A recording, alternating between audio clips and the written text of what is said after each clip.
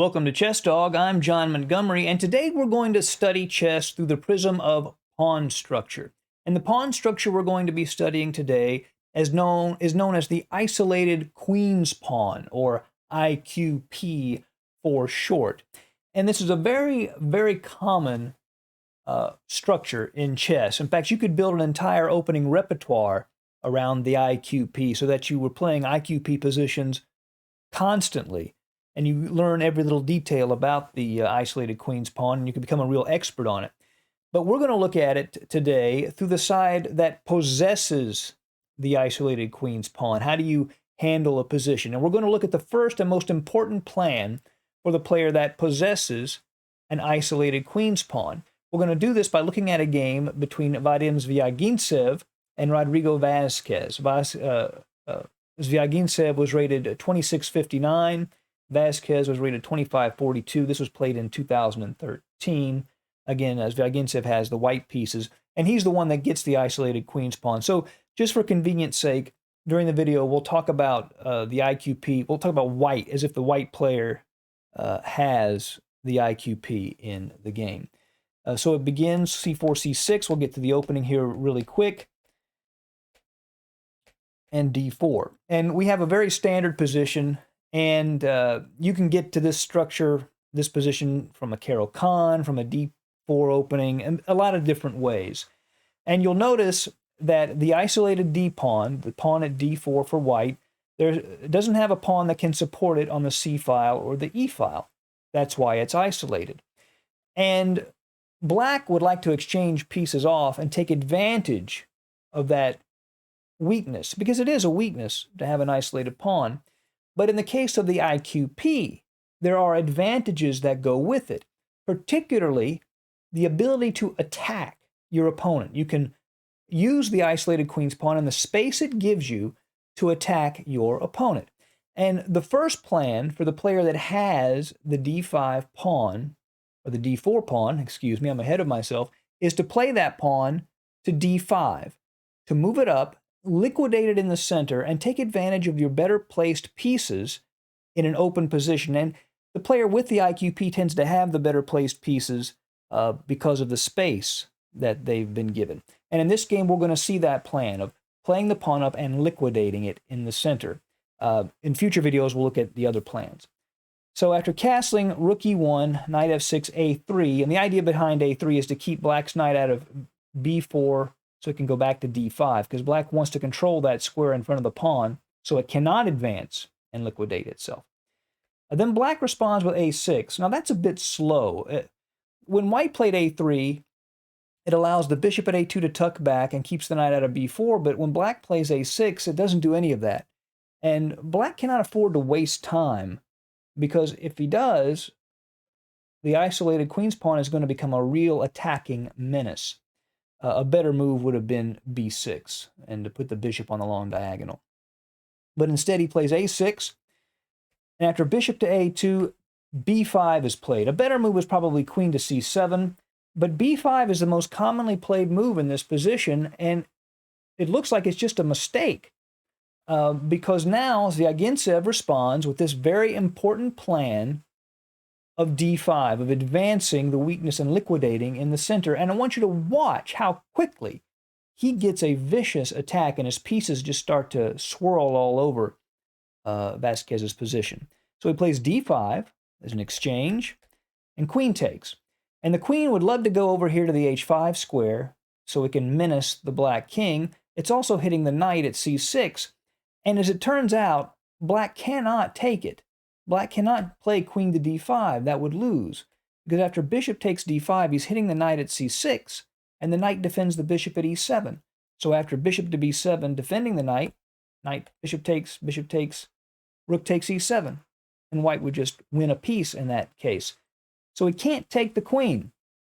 This is a good example of how active white's pieces are. So after bishop to b7, he moves the queen over to the king's side, menacing the black king. Notice the bishop at a2 has this nice long diagonal, pinning the pawn at f7. White would love to get a knight on that g5 square to threaten mate on h7. In the game, he played queen to c7, but let's just say, for example, what if Vazquez had played h6 to keep a piece out of g5. That makes sense. Well, this is what he would have been greeted with. Bishop takes h6, sacrificing a piece for really an unstoppable attack. After pawn takes bishop, queen to g6 check. Notice he doesn't just take the pawn first. He wants to deliver check so he stays in control. So he plays queen to g6 check. The queen cannot be captured because the bishop at a2, we remember, is pinning the pawn at f7. To take the queen would put him in check. So that's illegal. He's forced to h8. Then queen takes h6, now with check. So he's staying in control. King to g8, and here would be the finish in this variation. Bishop to b1, threatening queen to h7 mate. The only way to prevent it is to advance the pawn to f5 and block the diagonal, but then watch this. The bishop switches back to a2 with check, and that's it. Black would have to block with the rook, but then after queen g6 check, that's it. If queen to king f7, queen f7 is mate. After king h8, bishop takes, and it's mate in a few moves from this position. For example, queen f8, rook e6, and then queen to g6 mate. Just an example line. So h6 in this position just loses. So his opponent, a grandmaster, Vasquez, plays queen to c7. So Zvyagintsev plays bishop to g5. He wants to exchange the bishops and then place his knight on that square, which is what takes place. And now Vasquez plays h6. He wants to kick that knight back to relieve some of the pressure. Of course, right now, Zvyagintsev was threatening mate on h7. So he plays h6 to kick the knight away. And there's a principle in attacking chess that you want every piece to be involved in the attack, if possible. You want every piece to be involved. So instead of retreating the knight, Zvyagintsev plays this beautiful move, rook to e3. And another common theme in isolated queen's pawns positions, IQP positions, is the rook lift. The idea of playing the rook to the third rank and then shifting it over, in this case a g3 or h3, to assist in a direct attack against the king. Shockingly, in researching this game, I realized that no novelty has been played yet. Every single move in this game had been played in a game played 8 years before this game. And shockingly, even more, is that the players in that game, the player with the white pieces was rated 1900, the player with the black pieces was rated 1700, and they played this position up to this point. Pretty amazing. Now being replicated by a 2600 and a 2500 player. Really something. But the idea behind this rook lift and not moving the knight is that if the knight is taken, the rook goes to h3, and mate at h8 is unstoppable. He can't do anything. The f-pawn is pinned. Nothing can stop the incoming mate. So the knight cannot be captured. So the first actual novelty of the game, played by Vasquez, was this move, knight to a5. I think that in the other game he played knight to d8 or something. But knight to a5, and the idea is to play the knight to c4, and to block the bishop at a2, so there's no longer a pin at f7. And that makes a lot of sense, but it's a day late and a dollar short, I'm afraid. Zvyagintsev plays the queen to g6. Of course, we know the queen can't be taken because of the pin, and he's threatening queen to h7 mate. And the only way to stop that is to take the knight. He now has to take the knight.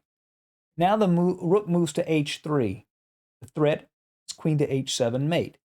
Vasquez has to give his king room to run away from the check, so he plays rook f to c8. And after that move, he's actually threatening mate on c1 with a forced mate. Queen to c1 check, rook takes queen, rook takes rook would be a back rank mate. So the question is, how does Zvyagintsev avoid the back rank mate and keep Vasquez king from escaping? Like this, rook to e1. Now queen to c1 would not come with check, and he controls this entire file, and now there's no place for the king to run away to. And Vasquez resigned in this position of follow-up, might be something like queen to c6, but after queen h7 check, king f8, queen to h8 is mate, because the rook controls the e-file. So the first principle of the side who possesses the isolated queen's pawn is to advance it, which eliminates the weakness and makes the pieces much more active in an open position, and this game is a good example of that. Stay tuned for future videos on the IQP where we look at other plans for the side that has it, and then after that, the side that is playing against it. Thank you for joining us at Chess Dog. See you again soon. Bye.